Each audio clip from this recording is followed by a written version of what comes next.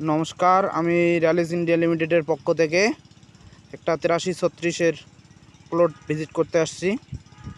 তো এখানে আমার চাষি আছে, ওনাকে 8336 সম্পর্কে কিছু জিজ্ঞাসা করব। দাদা নমস্কার। নমস্কার। দাদা আপনার নাম কি? মতিন মিয়া। একটু জোরে বলবেন। মতিন মিয়া। আপনার গ্রামের নাম? পূর্ব ভাড়ালি। আপনি এবছর কি ধান করছেন? 83 করছি। 8336। তো আপনি যে 8336 ধানটা যে করছেন, তো কীরকম মনে হইতেছে?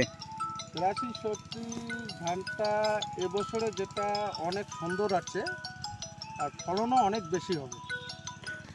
এই যে 8336 যে ধানটা বললেন যে ফলনও একটু বেশি এসছে, তো আশেপাশে যে অন্য ধানও করছেন আর এই 8336-এর মধ্যে ডিফারেন্সটা কীরকম মনে হইতে পারে ফলনের বিঘা প্রতি? যেটা আমার বিশ্বাস মানে 5 মন 7 মন ফাড়ক হবে।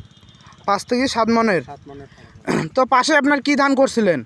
পাশে অন্য ধানগুলো করছিলাম, যেমন ইন্ডিয়ান হিরাটা করছিলাম, বাংলার হিরাটা করছিলাম। ইন্ডিয়ান হীরা করছেন? ইন্ডিয়ান হীরা মানে কোন কোম্পানির? সেটা পান মালি। পান করছেন, মালি করছেন এবং 8336 করছেন। তো এটার থেকে তাতে আপনার বিঘা প্রতি 8336 5 থেকে 7 মন ফলন বেশি আসবে বলতেছেন তো? তো সামনের বছর কি এই ধানটা চলবে? সামনের বছর চলবে না, মানে দৌড়াবে আর বেশি করে হবে, এটা আমার গ্যারান্টি। বেশি করেই হবে তো? তো আশেপাশে তোমার এই ধান দেখে কৃষকেরা কি বলতেছে? কৃষকেরা তো জিজ্ঞাসা করতেছিল আমাকে যে ওই ধানটা কি ধান লাগাইছিলি, তা আমি বলছি যে 83-36 লাগাইছিলাম। আচ্ছা। আর এগুলো ধানের থেকে অনেক গুমানটাও বেশি আর অনেক ফলনটাও বেশি হবে।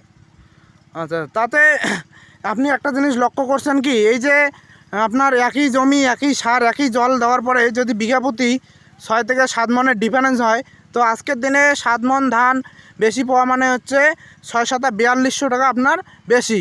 এবার আপনি যদি এই ধানেই 5 বিঘা করতেন, তাহলে আপনার 4200 মানে হলো আপনার 4000 টাকা করে ধরলে পরে হলো 20,000 টাকা বেশি।